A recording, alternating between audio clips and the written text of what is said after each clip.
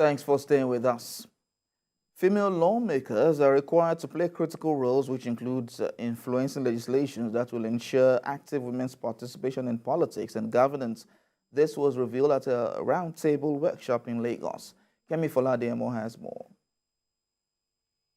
Findings revealed that the present National Assembly in Nigeria has an average of about 3.8% of women in both chambers, 3 females out of the 108 senators, and 15 women out of 360 members of the House of Representatives. With at least 990 state assembly seats across the 36 states of the Federation, only 48 female lawmakers out of the 1,019 female candidates at the 2023 elections were elected. Organizers of this workshop say these indices are low for the women folk who constitute about 50% of the nation's population. We are very critical about the need for retention. We have seen where we had 2 and it has reduced. We have seen where we had 5 and it has reduced. We have seen where we had 7 and we have 1. We have seen in about 9 houses of assemblies. We recognize that gender parity is not just a matter of fairness, it's a matter of necessity. Nigeria trails behind her peers and has failed to match gains elsewhere on the continent. Nigeria cannot overcome gender-based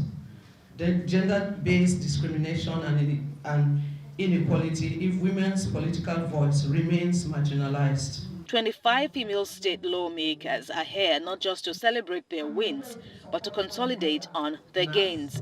The keynote speaker, who is the only female federal lawmaker in Oyo State, wants them to strive above the prevalent barriers they face in competitive politics and take concrete steps towards gender equality, social inclusion, and women's political empowerment.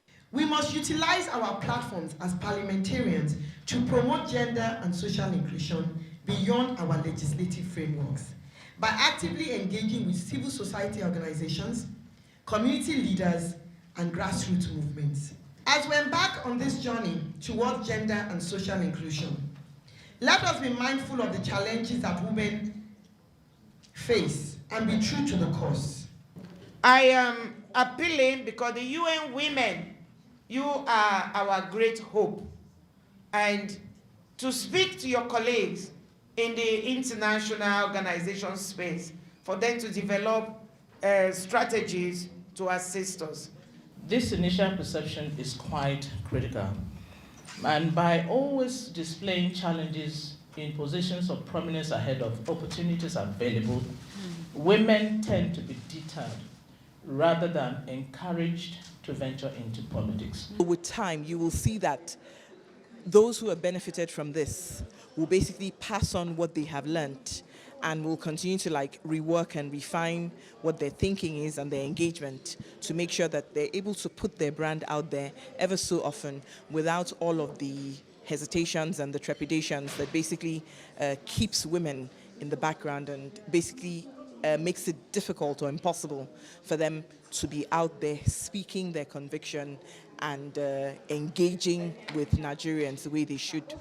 The Party also addresses concerns on the inclusion of women in appointive positions at the state and federal levels. This time, he has sent to the Assembly for screening and confirmation 6 women as commissioner nominees, 1 chairman and 3 deputy chairmen out of the 20 local governments in Bauchi State. Let me say that this figure is not encouraging, but considering the culture and tradition of Bauchi, one of the core northern states, the governor deserves commendation. It's not about whether we don't have women who have quality. It's not about we don't have the numbers. If we have all this, then you ask, what is wrong? Patriarchy. Simple. That's what it is. So, and this government must move away from that, especially if they want to solve the problem. Women represent the poorest in this society. Still yet, they are not finding a space around the table. Then there is a problem. Everybody knows that 2023 election is a different ballgame. It's different from what all of us have been having. So maybe that's contributed to some of those things that happen. But that doesn't mean that this government is not gender friendly. We are talking in terms of ministerial. What about other appointments that women are already and more that will still be coming? So you don't judge a government by ministerial list alone. You look at other aspects. Experts also call for a progressive alliance among women politicians and key stakeholders that will birth the needed impact and create better opportunities for female candidates in future elections. Kemi Foladiemo, TVC News, Lagos.